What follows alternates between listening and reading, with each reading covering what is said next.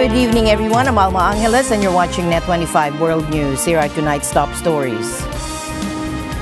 Australia and the Philippines are joining forces for a joint maritime exercise with Japan, New Zealand, and the U.S. also participating.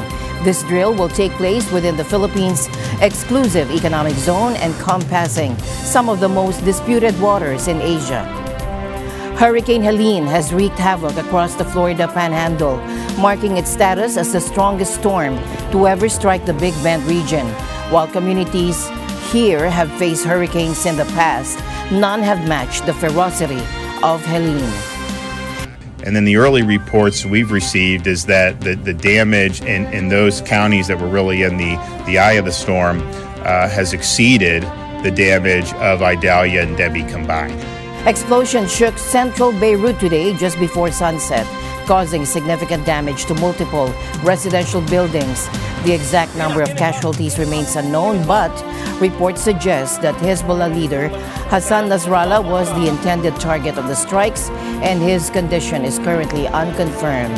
We are preparing to conduct strikes on strategic assets that Hezbollah has hidden underground beneath 3 buildings in the heart of the Dahia in Beirut. Descending to the parking level, there is a storage facility for strategic weapons. The news starts now.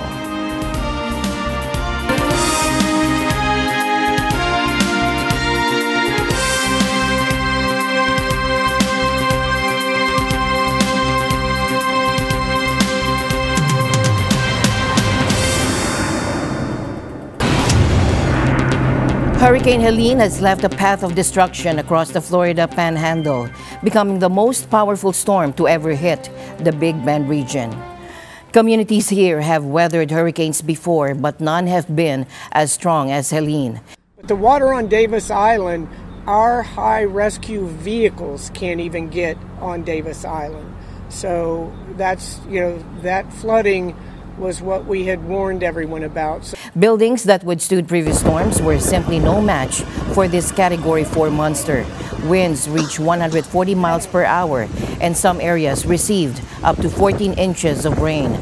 And then the early reports we've received is that the damage in those counties that were really in the eye of the storm has exceeded the damage of Idalia and Debbie combined. You are seeing significantly more storm surge in places like Tampa Bay. We also saw major storm surge, of course, in the Big Bend region.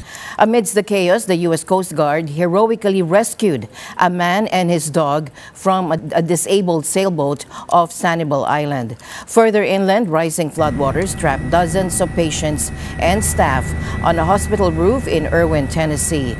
Police aviation units used helicopters to safely evacuate everyone. Drone footage reveals the devastation on Florida's west coast, with widespread flooding and waterfront areas completely destroyed by the storm surge. This is the worst. Ain't nothing even come close to it. It flooded my house. Holly, can you help me? It's the worst ever. The 95, my grandmother lived right there, and she said the worst storm that come here was in 35. Water never come over her house now. And when you're talking about storm surge of this magnitude, I mean, we talked to some folks that think it went 20 feet where the stuff's just getting washed out. That's really, really devastating. So there's going to be a lot of work to do. The storm's impact is not limited to Florida. Georgia Governor Brian Kemp warned residents to stay indoors after widespread destruction and flooding swept through the state. For people in the metro area, it is still very dangerous out there. The loss of life that we've seen, a lot of it has been by fallen trees because of saturated ground. And even though the winds are starting to die down, there's still trees literally falling. One fell at the mansion across the driveway after we left this morning and basically before we got here to the State Operations Center. We're continuing to see that in the metro area, and I know we'll see that in northeast Georgia as well. We also have the potential for flash flooding, and the waters are going to continue to rise for the next 24 to potentially 48 hours, especially on the northern part of the state. So if you're out, you need to be weather aware. If you don't have to get out, I would just tell you to try to hunker down at the house or limit your activities. Sadly, Governor Kemp confirmed 2 deaths in Wheeler County from a tornado spawned by the hurricane. Millions are without power across the region. Data from poweroutage.us shows roughly 1 million homes and businesses in Georgia are in the dark, with the total number affected across several states, including Florida, Georgia, and the Carolinas, reaching nearly 4.4 million people.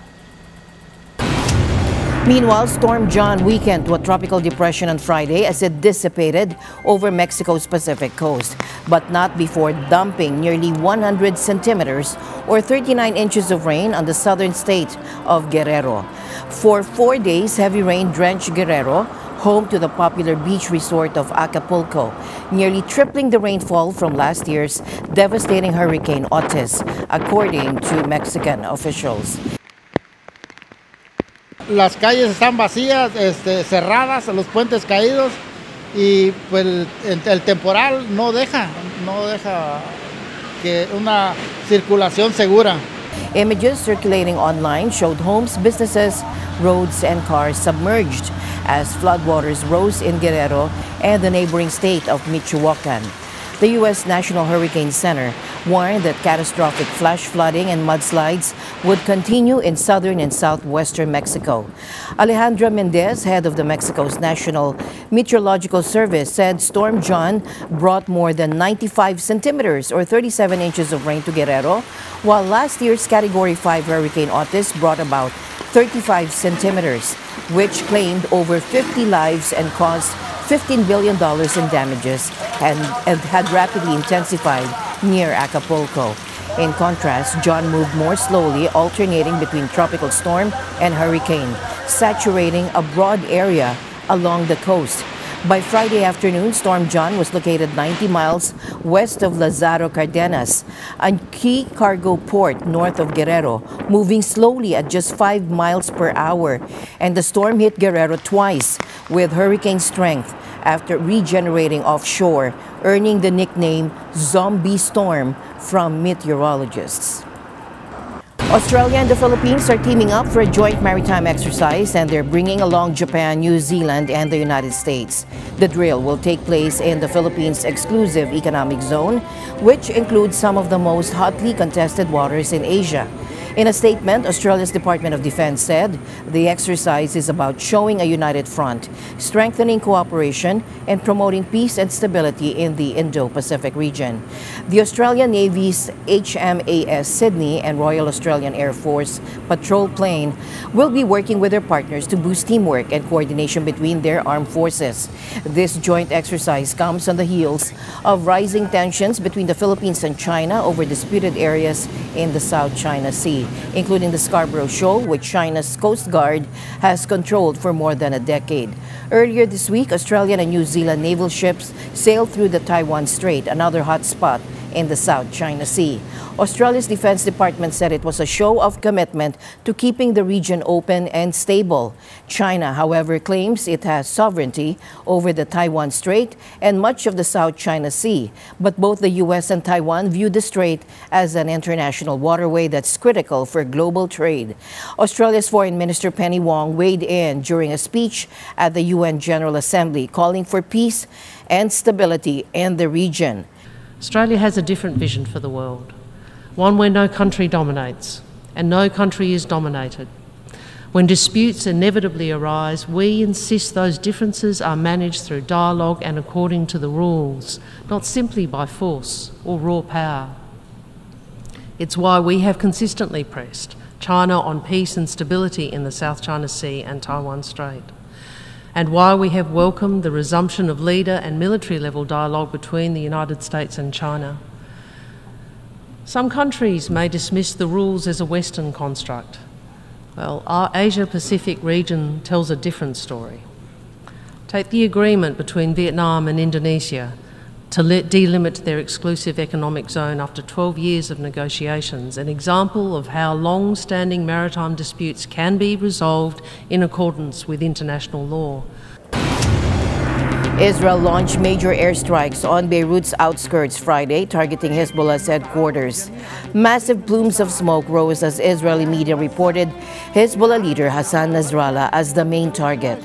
Explosions rocked central Beirut today just before sunset, causing significant damage to several residential buildings. The exact death toll remains unclear, but sources indicate that Hezbollah leader Hassan Nasrallah was the target of the strike. In southern Beirut, multiple massive blasts sent thick plumes of smoke billowing into the sky, engulfing parts of the Lebanese capital.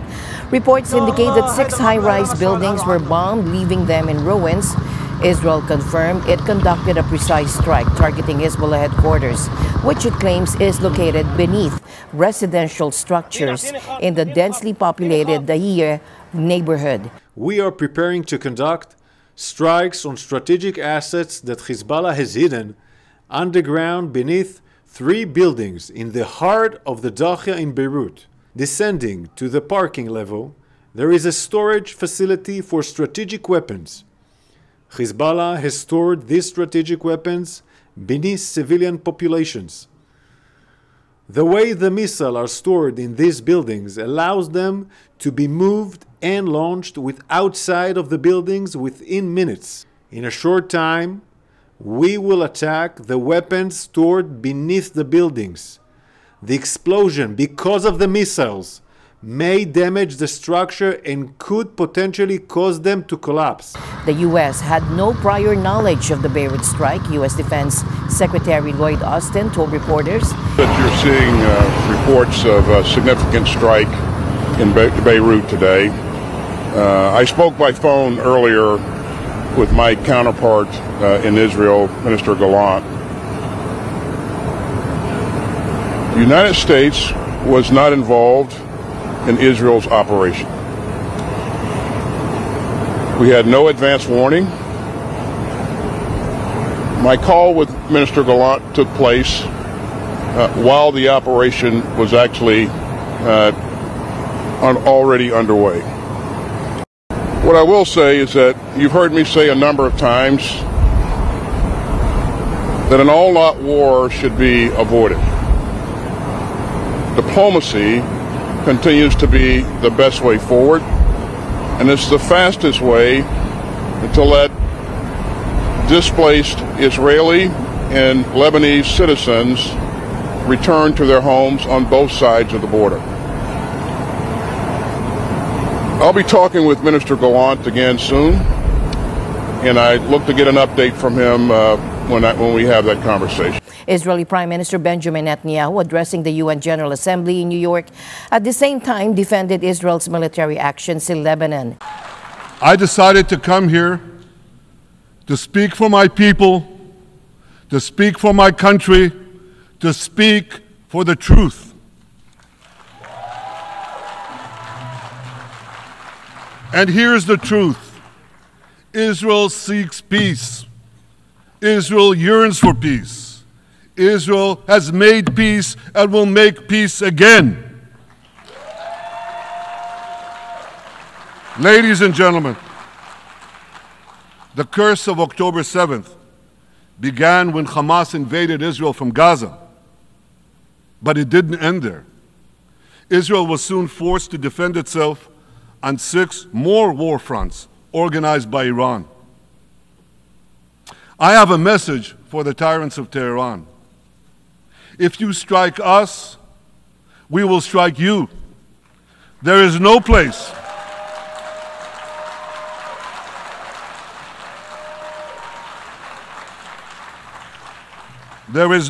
in Iran that the long arm of Israel cannot reach. And that's true of the entire Middle East. As long as Hezbollah chooses the path of war, Israel has no choice, and Israel has every right to remove this threat and return our citizens to their homes safely. And that's exactly what we're doing.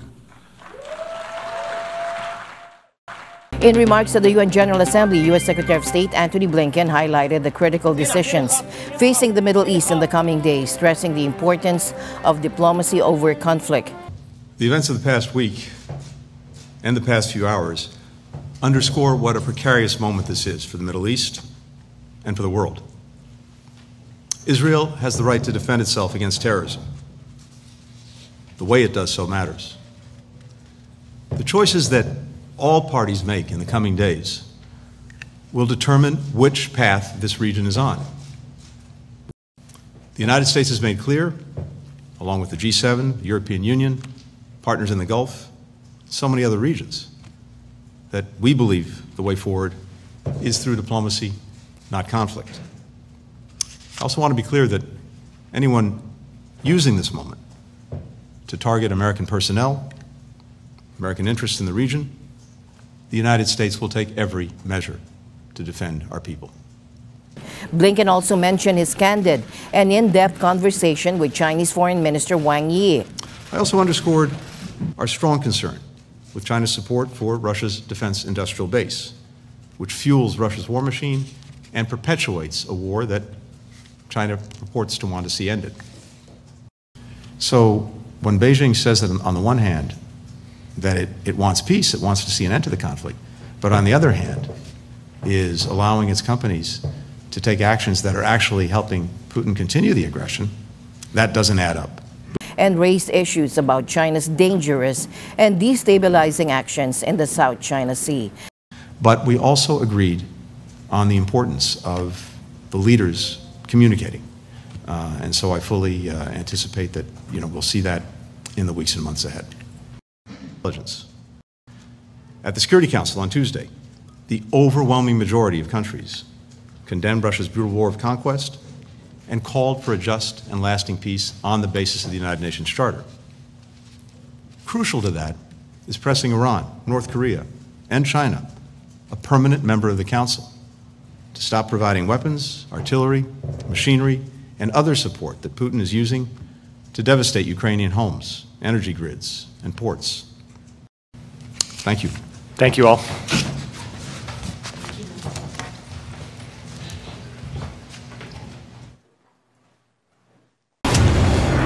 Vice President Kamala Harris made a significant move today, visiting the southern border for the first time as a presidential candidate, responding to challenges from Donald Trump. To reduce illegal border crossings, I will take further action to keep the border closed between ports of entry.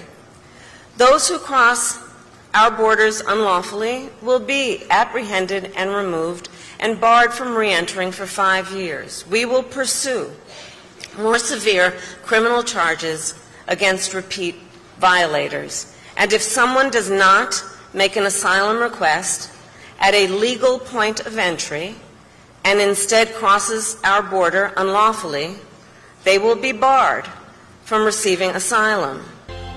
Well, it's great to be with you, and this has been a very interesting day. Some numbers came out. Let's give you the bad news first. The worst numbers I think I've ever heard. You know exactly what I'm talking about, with a lot of people being released into our country that should never, ever be here, right?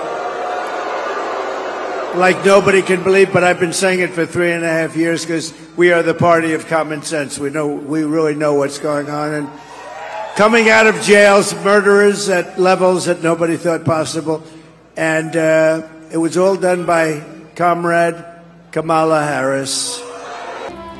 The former president has been highly critical of the Biden administration's handling of immigration, and Harris used the trip to push back. Reporting from the critical battleground state of Arizona, Harris is making just her second visit to the U.S.-Mexico border since taking office. She hopes to close the gap with Trump on immigration by pledging to uphold the Biden administration's recent crackdown on asylum requests. I reject the false choice that suggests we must either choose between securing our border or creating a system of immigration that is safe, orderly, and humane. We can and we must do both. We must do both.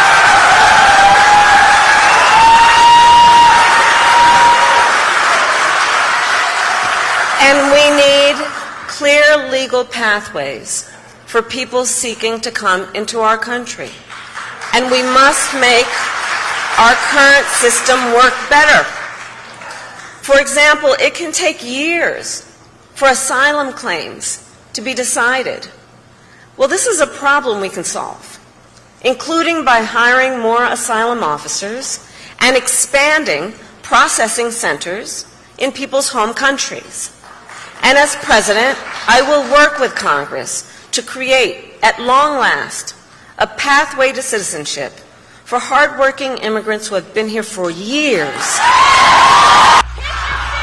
But unlike Kamala, who always complains and doesn't do anything, I keep saying, why don't you do, I saw Marcia the other day, why didn't she do it 4 years ago almost? And I say that, she's on the border today, trying to justify, what a day for the border. She goes to the border today, and they just announced, just before she got up to speak, that more than 13,000 murderers from jail, solitary confinement people in many cases, were released. Ukrainian President Volodymyr Zelensky visited Washington, where President Joe Biden hosted him at the White House. During their meeting, Biden unveiled a new military aid package for Ukraine valued at billions. Right now we have to strengthen Ukraine's position on the battlefield. And that's why today I'm proud to announce a new $2.4 billion package of security assistance. I've also directed the Pentagon to allocate all the remaining security assistance funding that has been appropriated to Ukraine, period. Zelensky presented his victory plan, although the specifics remain unclear. And I raised with President Biden the plan of victory. Today we are preparing to discuss the details to strengthen the plan, coordinate our positions, views, and approaches. Our teams will work together to ensure the implementation. Reports suggest it includes increased military support and proposed peace summits, essentially continuing the current strategy. Following his meeting with Biden, Zelensky also met with Vice President Kamala Harris, where political tensions surfaced.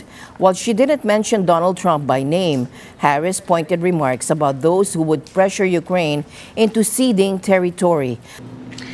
However, in candor, I share with you, Mr. President, there are some in my country who would instead force Ukraine to give up large parts of its sovereign territory, who would demand that Ukraine accept neutrality and would require Ukraine to forego security relationships with other nations.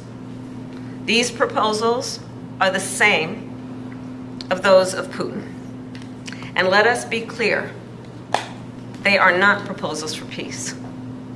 Instead, they are proposals for surrender, which is dangerous and unacceptable. We have to end this war. We need a just peace, and we must protect our people, Ukrainian families, Ukrainian children, and everyone from Putin's civil. And we are grateful to America for supporting Ukraine. This political jab could complicate Zelensky's efforts to garner support not only from Democrats, but also from Republicans, who are crucial for continued military aid. Recently, Zelensky visited a weapons manufacturing facility in Pennsylvania, a critical swing state in U.S. elections, which has drawn criticism from the Trump camp, who branded it as a partisan event. The Speaker of the House even sent a letter to Zelensky requesting that he fire Ukraine's ambassador to the U.S., highlighting the increasing strain in U.S.-Ukraine relations at a delicate time. Well, listen, I sent a letter to President Zelensky today because the ambassador crossed the line, and I think she involved him in that. They made a campaign stop on behalf of the Democratic Party and effectively have given a tacit endorsement to Kamala Harris. That's not what we need our allies to be doing, or any foreign nation. I think it's election interference, and I think it's an unforgivable trespass, and I think the ambassador needs to take responsibility for that and be terminated. So I asked him to do that immediately. While Trump has expressed his intention to support Ukraine, he initially snubbed a meeting with Zelensky. However, they eventually met in New York. And so I appreciated that. So we have a very good relationship. And I also have a very good relationship, as you know, with President Putin. And I think if we win, I think we're going to get it resolved very quickly. I really think we're going to get it resolved. I hope we have more good relations. We're going to have, oh, I see. Yeah, but you know, it takes two to tango, you know, and we're going to have a good meeting today. As the U.S. approaches its election on November 5th, Zelensky's future support hinges on the outcome. A win for Harris would likely mean continued backing, but if Trump takes office, the situation could drastically change. Many Trump supporters are skeptical of U.S. involvement in the conflict, questioning why American taxpayers should fund Ukraine's defense, a concern Zelensky has yet to address directly. As he heads back home, Zelensky leaves the U.S. with more uncertainty than clarity, despite his initial hopes for stronger support. New York Mayor Eric Adams entered a federal court and pleaded not guilty to bribery and other charges. He faces allegations of accepting illegal campaign contributions and gifts from Turkish nationals in return for promoting Turkey's interests through his position. How you doing, Mayor? New York City Mayor Eric Adams on Friday pleaded not guilty to federal charges of accepting bribes and illegal campaign contributions from Turkish nationals. After entering his plea in a Manhattan federal court, his lawyer, Alex Spiro, told reporters he would file a motion to dismiss the charges next week. This case isn't even a real case. This is the airline upgrade corruption case. Adams was released without having to post any bail, on the condition that he not have contact with witnesses or people named in the indictment. The judge said there would be exceptions for staff and family members, but he's not permitted to discuss the details of the indictment with them. Mayor Adams engaged in a long-running conspiracy in which he solicited and knowingly accepted illegal campaign contributions from foreign donors and corporations. In the indictment, unsealed on Thursday, federal prosecutors said Turkish diplomats and business people illegally funneled money to Adams' mayoral campaign. They allege Adams was showered with luxury travel perks, including business-class airplane tickets, opulent hotel stays, and meals at high-end restaurants. Prosecutors said the mayor took the gifts, and in exchange, Adams in 2021 pressured city officials to allow Turkey's 36-story consulate to open despite safety concerns. A Turkish foreign ministry spokesperson said on Friday its diplomats adhered to protocol. There are no emails, text messages, or any corroboration whatsoever that the mayor knew about anything having to do with these campaign donations. The mayor's attorney on Friday said there was no evidence implicating Adams in the alleged bribery. Adams on Thursday said he had no plans to resign. The Justice Department has formally charged 3 members of Iran's Revolutionary Guard in connection with the alleged hacking of Donald Trump's presidential campaign. According to a comprehensive 37-page indictment, the individuals are accused of launching an extensive hacking campaign starting in 2020 that targeted U.S. officials, journalists, and campaign staff, aiming to undermine trust in the democratic process. They face 18 charges, including wire fraud and identity theft.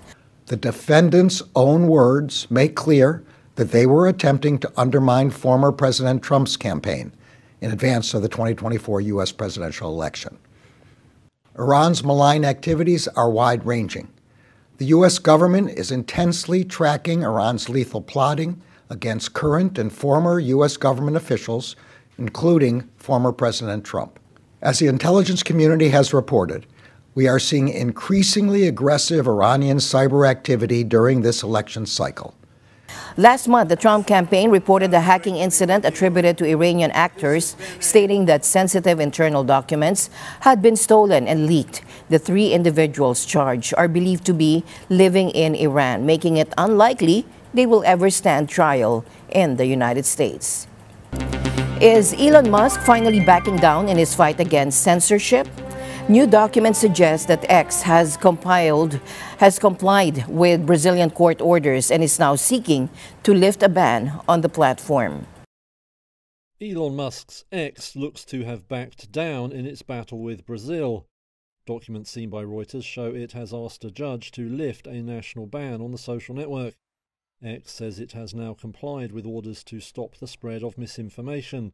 If confirmed, that would mark a climb down by Musk, who has been battling what he calls censorship. He's been engaged in a months-long feud with Supreme Court Justice Alexandre de Moraes. The judge has spearheaded a campaign against perceived attacks on democracy and the political use of disinformation. He shut down access to X in the country after it resisted complying with his orders. Then he froze Brazilian bank accounts for Starlink, another of Musk's businesses. The billionaire responded furiously, calling Moraes a dictator. X then attempted to circumvent the ban using cloud services from third parties, but soon backed down amid the threat of heavy fines. It has since taken a series of conciliatory steps, including appointing a local representative, as demanded by the judge. A lot was at stake for the network, with Brazil its sixth largest market. In a statement Thursday, the firm said it respected the sovereignty of countries where it operated, but would defend free expression through due legal processes. In other news tonight, Myanmar's ruling military urged its armed opponents through a statement announced by the military-run state media MRTV to abandon what it called terrorism and join the political fold in a general election next year, in an unexpected outreach to its enemies that was quickly rebuffed. Myanmar is locked in a civil war with the junta, fighting on multiple fronts against an armed resistance movement, the People's Defense Forces, which are loosely allied with several ethnic minority rebel groups with a bitter history with the military.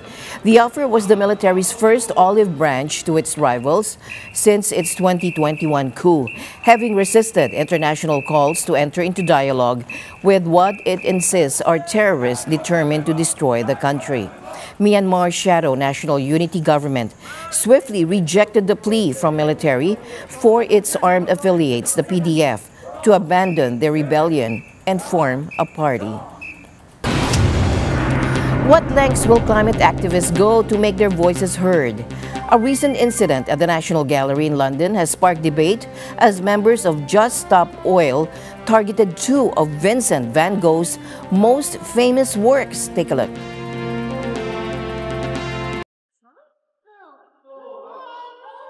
Three activists from Just Stop Oil threw soup at two of Vincent van Gogh's Sunflowers paintings in London's National Gallery on Friday. Just after two members of the same group were sentenced to jail time for doing the same thing in 2022. In that incident, two members of the group threw tomato soup at a Sunflowers painting and then glued themselves to a wall. What is worth more, art or life? That's Phoebe Plummer in the video. The now 23-year-old was handed a 2-year prison sentence for a criminal damage charge, plus an additional 3 months for the relatively new offense of interfering with the use of key national infrastructure. We cannot afford new oil and gas. The other activist from 2022 was Anna Holland, who was sentenced to 20 months. The pair had pleaded not guilty. Prosecutors said the soup toss caused over $13,000 worth of damage to the painting's frame. The work itself was behind a protective screen. It was undamaged and went back on display the same day. The judge said the pair had no right to do what they did, adding, quote, "Your arrogance in thinking otherwise deserves the strongest condemnation." Plummer said she was being made a political prisoner, an assertion that drew a critical rebuke from the judge. There's been a wider crackdown on protest movements in Britain and across Europe. In July, 5 members of Just Stop Oil were jailed for at least 4 years for conspiracy to block London's M25 highway. They were the longest sentences ever imposed for a non-violent protest in Britain. Friday's soup throwers targeted one Van Gogh painting owned by the London Gallery, the same one struck in 2022, and another on loan. The National Gallery said 3 people had been arrested and no damage had been done to the paintings. And finally, in our news, a beloved icon of stage and screen has passed away. Dame Maggie Smith, one of the finest actresses of her generation, leaves behind a legacy of unforgettable roles. For nearly 70 years, Dame Maggie Smith captivated audiences with her sharp wit and English charm. Doing something on the stage at the National the other night was so extraordinary. From the stage to the screen, Smith showcased an impressive range of roles, She began her career on Broadway in the West End and at the Royal Shakespeare Company. I think I have to start with Maggie because she never misses a beat in those things. She always gets the line absolutely right. And that is, you know, as you can imagine, very, very rewarding to write for, because you know you're putting a dart into the hands of someone who'll hit the bullseye every time. However, it was her iconic roles in the 2000s that propelled her to international fame. Smith's portrayal of Professor Minerva McGonagall in the Harry Potter series and the Dowager Countess of Grantham in Downton Abbey became beloved by millions. Earlier in her career, she earned an Academy Award for her role in the 1969 film The Prime of Miss Jean Brodie. Smith's accolades includes Tonys, Emmys, BAFTAs, and another Academy Award. Smith was part of a celebrated generation of British stars, including Judi Dench, who humorously referred to themselves as the Dames. Dame Maggie Smith was knighted by Queen Elizabeth in 1990. She was 89 years old. NET25, your trusted source for global news, keeping you informed every day. I'm Alma Angeles. We'll see you back on Monday. Good night.